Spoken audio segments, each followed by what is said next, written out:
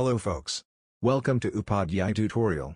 This is the 7th video in the series of videos on the course Cryptography and Network Security by Sourav. In the last video, you came to know about the different types of passive attacks. In this one, I'm going to tell you what a basic cryptographic system is all about. We are also going to know some new terms related to cryptography. Before we start, I would like to request you to subscribe to this channel if you haven't done yet. Also, press the bell icon so that you don't miss out on any of the awesome videos coming up. Now, let's get started. The figure shown here represents a simple cryptography system. Consider a scenario wherein John wants to send some message to Raina.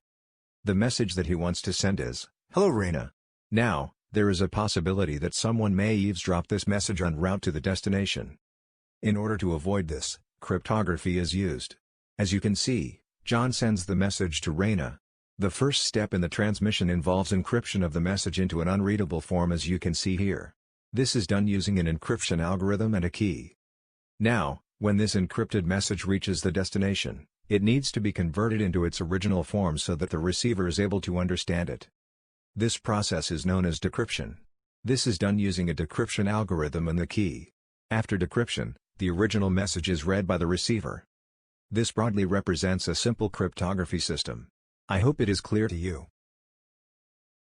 So, you saw how John sends a message and Raina receives and reads it. However, if any third party tries to eavesdrop in between the two parties, it will not be able to read the original contents of the message. Now, let us understand some terms related to cryptography. The first term is encryption, which we had already studied in the first video. Let's refresh our memories a bit. So, encryption is the process of converting information or data into an unrecognizable encrypted form. This is done to ensure that the data is not understood even if it is intercepted by an unintended receiver. Encryption, that is, changing data into an unreadable form, is done using some algorithms which we call encryption algorithms.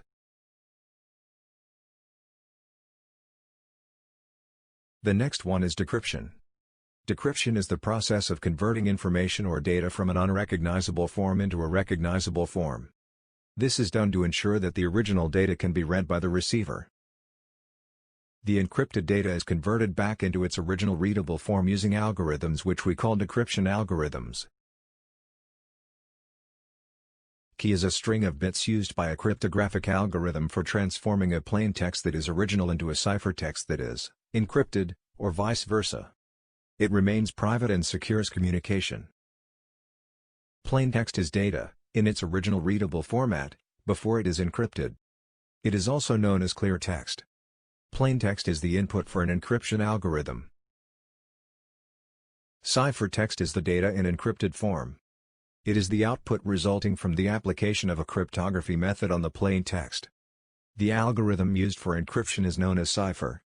We will use the example that we studied for understanding a basic crypto system to know what is plain text and ciphertext. Here we go. As you can see here, the message, "Hello Raina," sent by John, in its original readable form is plain text. And the message in the unreadable format, which is the result of the encryption of the plain text, has been marked as ciphertext. I hope this is clear to you. The next term is cryptanalysis. Cryptanalysis is the decryption and analysis of codes, ciphers, or encrypted text. It uses mathematical formulas to search for algorithm vulnerabilities and break into cryptography or information security systems even if the key is unknown. We will learn in detail about this later. The last term for this lesson is brute force attack.